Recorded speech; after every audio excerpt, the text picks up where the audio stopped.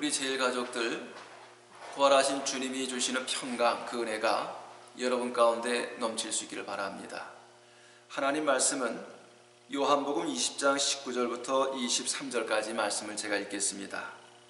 이날 곧 안식 후 첫날 저녁 때에 제자들이 유대인들을 두려워하여 모인 곳의 문들을 닫았더니 예수께서 오사 가운데 서서 이르시되 너희에게 평강이 있을지어다. 이 말씀을 하시고 손과 옆구리를 보이시니 제자들이 주를 보고 기뻐하더라. 예수께서 또 이르시되 너희에게 평강이 있을지어다. 아버지께서 나를 보내신 것 같이 나도 너희를 보내노라. 이 말씀을 하시고 그들을 향하여 숨을 내쉬며 이르시되 성령을 받으라. 너희가 누구의 죄든지 사하면 사하여질 것이요 누구의 죄든지 그대로 두면 그대로 있으리라 하시니라. 아멘. 성도 여러분, 우리는 참으로 감격스러운 부활절을 맞이했습니다. 부활의 첫 열매가 되신 예수님께서 그 부활의 영광에 동참할 수 있도록 우리에게 소망을 주시고 그 은혜를 주셨습니다. 생명의 주님, 부활의 주님이 주시는 그 은혜가 여러분 심령과 가정 속에 가득 차 넘칠 수 있기를 바랍니다. 오늘 이 말씀은 부활하신 예수님께서 제자들을 찾아오셔서 주셨던 말씀입니다. 이 말씀의 의미는 매우 중요합니다. 그 의미를 찾아보면 본문의 19절 말씀 보면 두려움과 무서움 가운데 있던 그 제자들에게 예수님 찾아오셔서 너에게 평강이 있을지어다 말씀하셨습니다.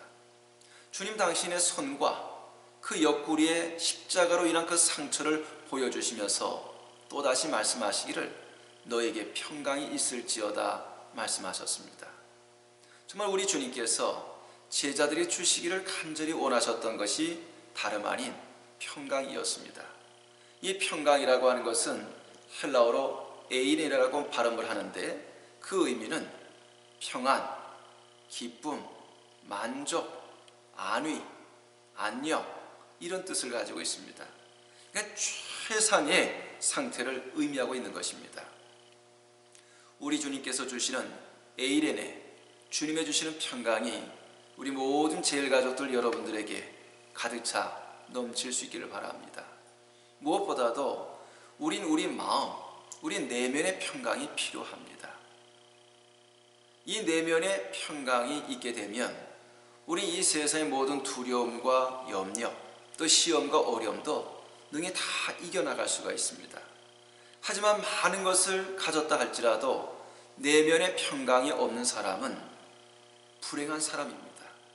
가진 것이 없다 할지라도 이 마음에 내면의 평강이 있는 사람은 인생을 행복하게 살아갈 수 있고 또 신앙생활에 더 기쁨과 은혜 속에 젖어서 살아갈 수가 있는 것입니다.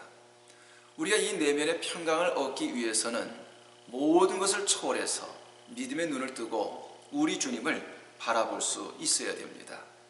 초대교회 시절에 우리 신앙의 선배들은 말로 다 할 수 없는 핍박, 어려움을 당했습니다. 그 가운데 기록에 보게 되면 원형 경기장에서 굶주린 사자들에 의해서 잡혀 먹히는 이런 끔찍한 순교, 죽음을 당한 일화가 있습니다. 많은 핍박자들이 그 모습을 바라보면서 쾌감을 느꼈다고 합니다. 그런 중에도 그 핍박자들이 깜짝 놀랄 수밖에 없었던 것은 그 맹수들에게 먹힘을 당하면서도 그 많은 그리스도인들이 그 얼굴에는 평강이 있었다는 겁니다. 바로 이 평강, 바로 그들의 마음속에는 예수님으로 충만했기 때문에 죽음 앞에서도 초연할 수 있었고 이 평강을 빼앗지를 못했던 것입니다. 스데반 같은 경우에도 돌에 맞아 죽어가면서도 그의 얼굴이 천사의 얼굴 같았다고 성경을 말씀하고 있습니다. 그 이유가 무엇일까요? 스데반 안에는 주님으로 충만했기 때문에 주님이 주시는 평강이 가득 차 넘쳤기 때문에 그랬던 것입니다. 그리고 또한 오늘 우리는 대인관계의 평강이 필요합니다. 가정에서도 부부간에 또 부모 자녀간에 형제간에 서로 평강이 있을 때에 행복한 가정으로 세워가지 않습니까? 교회 생활 공동체 안에서도 바로 이 평강, 대인관계의 평강이 필요합니다. 오늘 우리 원주 제일교회에 있어서 정말 필요한 것은 바로 이 대인관계의 평강이라고 생각을 합니다. 이 대인관계의 평강도 하나님의 은혜를 받아야 가능한 일인 것입니다. 사무엘상 2장 26절 말씀 보게 되면 아이 사무엘이 점점 자라매 여호와와 사람들에게 은총을 더욱 받더라 말씀하고 있습니다. 목사인 저도 이 평강의 은혜가, 우리 교우들과의 대인관계의 이 평강의 은혜가 임하기를 기도하고 있습니다. 우리 모든 교우들도 이런 대인관계 평강이 여러분 가정에서나 우리 신앙 공동체 안에서나 사회생활 가운데서도 가득 차 넘칠 수 있길 바랍니다. 그리고 또한 환경의 평강의 복이 있습니다. 저는 우리 모든 제일가족들을 위해서 기도하는 제목 가운데 또 한 가지는 바로 우리 모든 믿음의 식구들이 이 같은 환경의 복을 받기를 원합니다. 우리 하나님께서도 바로 하나님의 백성들이 이 같은 복을 누리면서 살기를 원하십니다. 그리고 가장 궁극적인 것은 하나님과의 평강입니다. 오늘 우리가 하나님과 평강을 누리기 위해서는 예수님을 믿는 길밖에 없습니다. 성경 요한일서 4장 10절 말씀 보면 사랑은 여기 있으니 우리가 하나님을 사랑하는 것이 아니요 하나님이 우리를 사랑하사 우리 죄를 속하기 위하여 화목제물로 그 아들 보내셨음이라 말씀하고 있습니다.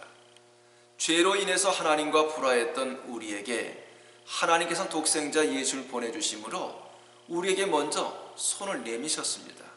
그러기에 그 예수님께서 나의 구주이시고 십자가에서 주님께서 나의 모든 죄를 다 용서해 주셨다고 하는 이 확신한 믿음을 갖고, 또한 주님께서 나에게 부활의 생명 주셨다는 이 믿음을 가지고 주님 앞에 나가게 될 때에 우린 비로소 하나님과의 참된 평강을 맛보고 누리게 되는 것입니다. 이 같은 평강의 은혜가 여러분 가운데 더 가득 차 넘칠 수 있기를 바랍니다. 부활하신 주님께서는 오늘 우리 모든 성도들이 부활의 복음을 전하기를 원하십니다. 본문의 21절 말씀 보게 되면 아버지께서 나를 보내신 것 같이 나도 너희를 보내노라. 부활하신 주님께서 제자들에게 말씀하셨습니다. 아니 우리 주님께서는 성부 하나님께서 이 땅에 우리를 구원하시기 위해서 보냄을 받았다고, 예수님께서 보냄을 받았다고 그렇게 말씀하셨습니다. 그래서 십자가에서 구원의 역사를 이루신 주님께서 오늘 우리를 향해서 세상에 나가 생명의 복음, 이 부활의 복음을 전하기를 원하십니다. 우리 주님의 소원이기도 합니다. 수많은 사람들이 생명의 주인 부활의 주님을 알지 못하고 천국 길이 아니라 지옥 길을 향해서 달려가고 있습니다. 그들에게 꼭 필요한 것은 바로 예수님의 십자가 또한 주님의 부활의 복음입니다. 바로 이것을 전하고 이것을 받아들이는 사람들에게는 그 생명이, 부활의 능력이 임하게 되는 것입니다. 오늘 우리 모든 제일가족들이 내가 만난 예수님, 내가 경험한 이 부활의 능력과 그 은혜 내 가슴에만 묻어둘 것이 아니라 이제는 나가서 세상의 많은 분들에게 이 부활의 생명과 복음을 전할 수 있길 바랍니다. 어느 목사님 이야기입니다. 1년에 100명 이상씩 전도하는 전도 대장들을 만나서 이야기를 해보니까 그들의 공통점이 있더랍니다. 그들에게는 하나님께서 건강의 축복도 주셨고 또 물질의 축복도 주셨더라는 것입니다. 그 이전 생활에는 건강도 좋지 못하고 또 여러 가지 경제적 어려움도 있었는데 하나님께서 건강도 축복해 주시고 또 마음껏 전도할 수 있는 환경도 허락해 주시더라는 것입니다. 성도 여러분, 가장 중요한 것은 이겁니다. 건강의 축복, 재물의 복, 이 문제보다도 생명의 열매를 우리 하나님 앞에 올려드리는 것이 정말 우리 하나님께 가장 기뻐하시는 일이라는 사실을 다시 한번 기억해 보면서 이 부활절을 맞이해서 우리 모든 제일가족들 늘 어느 자리에 있든지 생명의 복음, 이 부활의 복음을 전하기에 마음을 모아갈 수 있기를 간절히 바랍니다. 그리고 부활하신 주님께서는 오늘 우리가 성령으로 살기를 원하십니다. 부활하신 주님께서 숨을 쉬시고 제자에게 말씀하시기를 성령을 받으라 말씀하고 있습니다. 지금 다락방에 숨어있던 제자들, 두려움 가운데 있던 이 제자들, 그 두려움을 극복하고 이길 수 있는 그 힘은 어디서 주어집니까? 바로 그것은 성령의 충만한 은혜 받을 때 가능한 것입니다. 어떤 핍박과 어려움 속에서도 담대하게 나가서 복음을 증거할 수 있는 그 담대함과 용기도 어디서 생깁니까? 성령의 충만함을 받을 때 가능한 일인 것입니다. 그러기에 부활하신 주님께서 제자들에게 성령을 받으라 말씀하고 있습니다. 성도 여러분, 오늘 우리가 살아가는 이 세상은 참 녹록지 않은 세상입니다.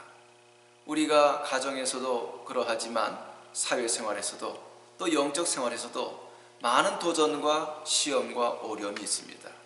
이런 가운데서도 우리가 여호와 니시 승리의 깃발을 흔들며 믿음 생활에 승리하고 사회생활에 승리하고 세상에 나가서 승리하는 삶을 살기 위해서는 나의 지혜, 나의 노력, 나의 재능만 가지고 되는 일이 아닙니다. 우리는 성령의 충만한 그 은혜와 성령의 기름 부음의 그 은혜를 우리가 받아야 할 것입니다. 여기는 선택의 여지가 없습니다. 14세기의 철학자였던 잔 브리당이 쓴 어리석은 당나귀의 이야기가 있습니다. 몹시나 배가 고픈 당나귀 한 마리가 있었습니다. 먹을 것을 찾던 중에 저 산에 건초가 있는 것을 발견하게 되었습니다. 근데 왼쪽을 돌아보니 거기에도 건초가 있었고 오른쪽에 있는 산에도 건초가 있었습니다. 그래서 이 당나귀가 왼쪽에 있는 산을 향해서 몇 발자국 가다가 오른쪽 산을 보니까 오른쪽 산에 있는 건초가 더 맛있어 보이더라는 겁니다. 그래서 도리어 이번에는 오른쪽으로 몇 발자국 가다가 또 왼쪽 산을 보니까 왼쪽에 있는 산의 건초가 더 맛있어 보이더라는 것입니다. 다시 왼쪽으로 가다가 또 오른쪽 산을 보니까 그쪽 산의 건초가 더 맛있어 보였습니다.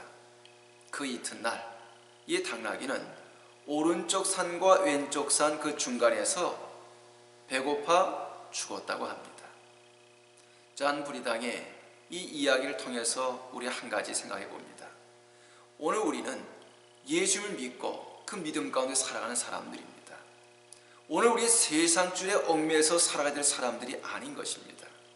우리 안에 세상과 정의 욕심으로 가득 채울 것이 아니라 우리는 성령으로 충만해질 때에 우리 영의 사람이 되어서 믿음으로 살아갈 수가 있는 것입니다.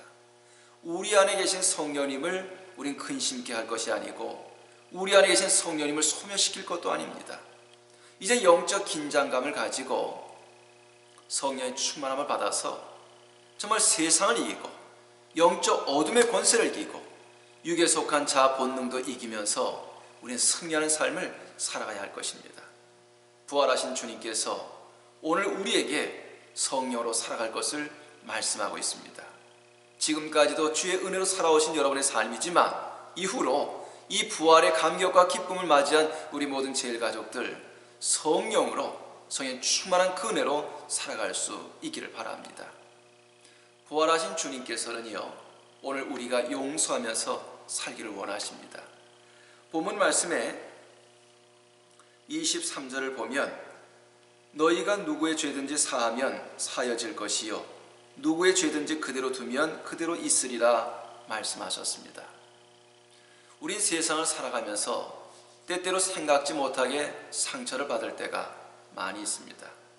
가정에서도 상처를 받을 때가 있고 신앙 공동체 안에서도 사회에서도 우린 상처를 받을 때가 있습니다. 문제는 상처를 받지 않고 살아갈 수 있는 인생은 우리 가운데 아무도 없다는 사실입니다. 하지만 그 상처를 어떻게 승화시켜 나가느냐가 바로 신앙의 문제고 영적인 문제인 것입니다. 가정의 상처를 잘 치유할 때에 행복한 가정으로 더 든든히 세워져 가는 것처럼 신앙 공동체 안에서도 상처를 최소화하고 상처를 싸매갈 때에 행복하고 은혜로운 신앙생활을 할 수 있는 것이고 또 인생을 살아가면서 우리가 상처를 주지 않고 또 상처받은 것도 상처를 감싸주고 치유해가는 모습으로 살아갈 때에 우리 인생을 가치 있게 의미 있게 행복하게 살아갈 수가 있는 것입니다. 주일마다 때로 저를 막는 사람들을 바라볼 때마다 제 마음에 상처가 왜 없겠습니까? 저는 저 자신의 상처보다도 이와 같은 일로 인해서 어린 아이들이 바라보고 상처받는 것이 더 마음이 아픕니다. 또한 초신자 믿음 생활 갓 시작한 교우들이 교회의 아픔을 바라보고 상처받아서 아예 신앙의 자리를 떠나는 이런 모습, 이런 일이 있을까 더 마음에 큰 아픔과 갈등이 있습니다. 또한 교회의 이 어려움을 통해서도 또 여러분 가운데는 적지 않은 많은 상처가 있을 줄로 압니다. 이 모든 상처를 이제 우리는 감싸가야 합니다. 그러기 위해서는 내가 받은 상처에만 주목해 볼 것이 아니라 내가 다른 사람을 향해서 먼저 손을 내밀고 그리고 또한 용서하는 마음을 가져야 할 것입니다. 물론 그건 쉽지가 않지요. 하지만 이것은 인간의 노력 결단으로 되어지는 것은 아닙니다만 먼저 우리는 하나님께서 나를 어떻게 사랑해 주셨는가, 나의 모든 죄를 용서하시기 위해서 예수님 십자가에서 어떤 순환과 고통을 겪으셨는가를 우린 기억해야 할 것입니다. 우린 값없이 의롭다함을 얻었고 예수님의 십자가의 보혈의 능력을 힘입어서 다 죄사함 받은 사람들입니다. 누가 누구를 손가락질하고 누가 누구를 정죄하고 판단하고 심판할 수가 있겠습니까? 하나님께서 우리를 이처럼 사랑해 주셨습니다. 부활하신 주님께서 제자들에게 말씀하신 것은 용서하면서 살기를 원하시는 것입니다. 오늘 우리는 이와 같이 주님의 사랑을 기억하며 우리 심장, 우리 가슴속에 하나님의 사랑을 가득히 채울 때, 주님으로 가득히 채울 때에 진정한 용서를 하면서 살아갈 수가 있습니다. 스데반이 자신을 향해서 돌을 던지는 사람들을 바라보며 하나님 앞에 저들의 죄를 용서해달라고 기도하였습니다. 이것이 어떻게 가능할까? 스데반의 그 마음속에는 예수님으로만 가득 차 있었기 때문에 가능했던 일인 것입니다. 사랑하는 제일가족 여러분, 오늘 여러분에게 필요한 것이 무엇입니까? 목사인 저에게 서 있어도 가장 필요한 것은 예수님으로 가득 채워져서, 예수님으로만 가득 채워져서 제 마음속의 상처도 치유가 되어지고 또한 우리 주위에 있는 모든 사람들을 사랑함으로, 우리 교우들도 사랑함으로 더 가까이 나가길 원하는 것이 저의 소망이고 기도의 제목입니다. 이제 우리 모두가 우리를 향해서 먼저 손을 내미신 주님을 바라보십시다. 아낌없이 쏟아부어 주신 하나님의 사랑과 그 용서의 은혜도 우리 마음속에 꼭 기억해야 할 것입니다. 진정한 부활하신 주님 만난 이 감격, 이 기쁨을 우리는 이제 사랑으로 승화시키고 실천하면서 나가야 할 줄로 믿습니다. 주님으로 충만하면 다 이해가 되어집니다. 주님으로 충만하면 용서할 수 있습니다. 주님으로 충만하면 진정한 사랑을 실천할 수가 있습니다. 부활의 이 감격, 이 기쁨을 맞이하면서 우리 모든 제일가족들이 주님께서 주시는 그 평강이 여러분 가운데 가득 차 넘칠 수 있기를 바라고요. 좀 더 나가서 부활하신 주님께서 세상에 나가 복음 전하기를 원하시는데 늘 우리가 때를 얻든지 못 얻든지 주의 복음 전하기 위해서 이젠 열심으로 생명의 복음을 전하는 일에 앞장서 나갈 수 있기를 바랍니다. 그리고 무엇보다도 성령 충만해서 성령으로 살아가는 삶, 그리고 용서하고 사랑을 실천하는 이 부활신앙으로 가득 차 넘칠 수 있기를 간절히 바랍니다. 기도하겠습니다. 사랑하시는 아버지 하나님, 갈보리 언덕에서 십자가의 순환을 당하신 것은 온 인류의 죄를, 또한 나의 죄를 용서하시고 구원하시기 위한 하나님의 사랑이요 우리 주님의 구속하신 그 은혜인 것을 저희로 깨닫게 하시니 감사합니다. 그 이후에 우리 주님의 부활하심으로 인하여 우리의 부활의 소망을 갖게 하시고 또한 부활의 생명과 그 능력을 허락해 주셨으니 더욱더 감사함을 드립니다. 우리 주님 앞에 간절히 간구하고 원하옵기는 부활절을 맞이한 우리 온 믿음의 식구들, 하나님께서 주시는 평강의 은혜가 가득 차 넘칠 수 있기를 원합니다. 내면의 평강이 넘치게 하시고 대인관계의 평강이 넘치게 하시고 환경의 평강이 넘치게 하시고 궁극적으로 우리 하나님과 평강을 누리며 살아갈 수 있도록 은혜와 믿음을 더하여 주옵소서. 내가 받은 축복과 이 은혜를 나가서 증거하는 복음의 증인되어 살아갈 수 있도록 인도하여 주시길 원합니다. 무엇보다도 이제는 우리 안에 주님으로 가득 채워진 성령 충만한 삶을 살아갈 수 있도록 주의 성령으로 충만케 하여 주시고 주의 성령으로 이끌어 주시길 원합니다. 그래서 늘 우리가 손을 내밀며 용서하고 주님의 사랑으로 품고 나갈 수 있도록 인도하셔서 부활 신앙, 부활 생명, 부활의 능력이 우리 모든 제일 가족들 가운데 가득 차 넘치게 하여 주옵소서. 예수님의 이름으로 기도하옵나이다.